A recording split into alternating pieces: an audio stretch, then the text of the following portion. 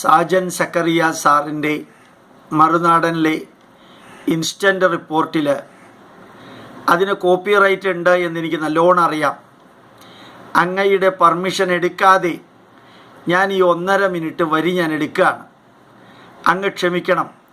ഇത് കേരള ജനത കണ്ടേ മതിയാവൂ എന്നുള്ള ഒരു ഭാഗമായതുകൊണ്ട് ഞാൻ 1 മിനിറ്റ് 10 സെക്കൻഡ് അങ്ങയുടേത് എൻ്റെ മൊബൈൽ ഫോണിൽ എടുത്ത് ഞങ്ങളുടെ കൂട്ടത്തിൽ പ്രവർത്തിക്കുന്നവർക്ക് അയക്കുകയാണ്. ഇതിന് കോപ്പിറൈറ്റ് ഉണ്ടെന്നറിയാം. ഒരിക്കലും അത് വയലേറ്റ് ചെയ്യാനുള്ള ഉദ്ദേശമല്ല.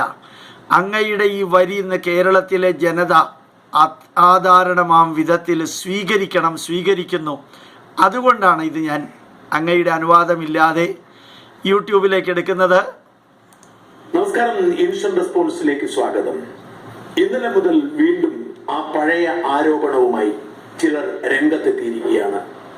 ഇക്കുറി പതിവ് തെറ്റിക്കാതെ CPM-ന്റെ ന്യായീകരണ തൊഴിലാളികൾ തന്നെയാണ് കർമ്മം നിർവഹിക്കുന്നത്. മറുനാടൻ എഡിറ്ററായ ഷാജൻ സ്കറിയ എന്ന ഞാൻ വ്യാജ വാർത്ത എഴുതിയതുകൊണ്ട് 30 ലക്ഷം രൂപ നഷ്ടപരിഹാരം കൊടുക്കാൻ ബ്രിട്ടനിലെ കോടതി ഉത്തരവിട്ടു എന്നതാണ് വാർത്ത. ഇനി ഒരിക്കൽ കൂടി അതേക്കുറിച്ച് വിശദീകരിക്കാൻ ഒരു താല്പര്യവും എനിക്കില്ല.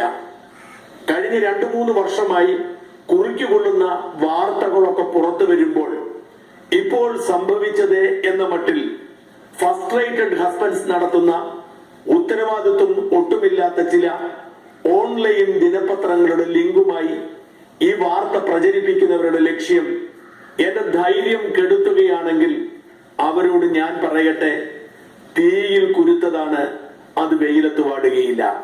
ഒരു കാര്യം ഞാൻ ആദ്യമേ വ്യക്തമാക്കട്ടെ.